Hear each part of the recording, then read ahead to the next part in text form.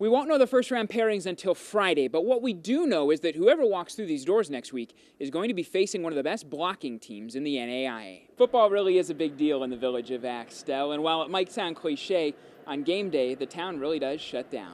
The light's already off here in Minden, but that's because they're out celebrating a big 3-touchdown victory in this state quarterfinal. The real celebration reserved for Friday night, when they'll raise the championship banner at the home opener. The walk-off grand slam completing the cycle, but also doubling Honeycutt's RBI total from a season ago. Allison able to just slip the puck underneath the crossbar. If you've been wondering who the Husker captains are, you haven't missed anything. All season, the motto was Destination Omaha, written on tape fingers and hashtagged on Twitter before finally being realized in mid-December. Nebraska earning a 59-mile trip up I-80 for the Final Four, where an NCAA record crowd helped them win a national semifinal against Kansas in 4 sets. We feed off of them. They can turn points for us, just their electric, their energy. And so I think, it kind of got us going, and we said, hey, we want to play for them. Rival Texas waiting for Nebraska in the national final. The 30-2 Horns, one of just 4 teams Nebraska lost to all regular season. We have a lot of respect for Texas, and they're fun to play. But people in Nebraska do still get worked up about Texas. I mean, I think it's kind of in the DNA now. It went 5 during Texas's win in Austin, but in Omaha, Nebraska winning in 3. I don't know, I can't describe it. It's kind of like first, I was like, this is not happening. What is this? This is just like a normal game. And then, I don't know, it kind of hit me. Yet again, for the second day in a row, a record crowd, 17,561. The biggest ever to watch an NCAA volleyball final. They were insane. It was awesome. I actually have a headache from all the screaming in them and stuff, but they put a great atmosphere out for us to play in, and I can't thank our fans enough because we truly do have the best fans at Nebraska. After the Texas setback in September and back-to-back conference losses at home in October, a championship far from a lock. The trip to Omaha may have been short, but the journey was long. However, at the end of the road, Nebraska finding a national championship. If towns could talk, Coles, Nebraska would tell you a secret. Down a country road and through hip-high weeds sits a clearing. There used to be a baseball field here, and one of the greatest pitchers of all time commanded its mound.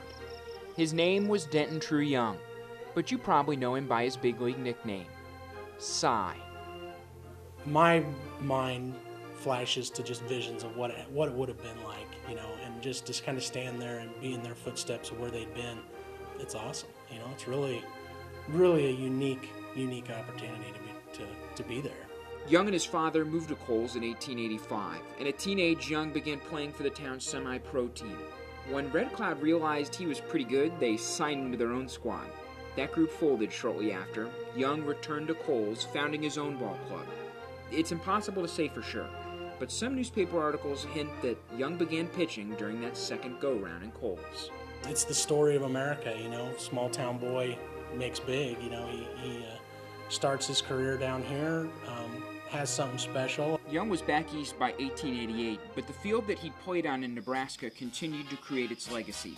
In 1928, John Malik added amenities to the site, creating a popular resort named Malik Park. He put in a large swimming pool, about 40 by 80, a dance hall, a bathhouse. The baseball field was still there, a horseshoe pit, just kind of a resort. The nearby Elm Creek was used to fill the pool and the bathhouses. In the winter, the dance hall becoming a roller skating rink. All that remains today is the pool and a few foundations. People would take the Sunday train out of Hastings to come down there, and they would come from all over to Coles, Nebraska, to Malik Park. A drought and the Great Depression killed the park, leaving nature to reclaim Cy Young's first baseball home. But that's not all it covered.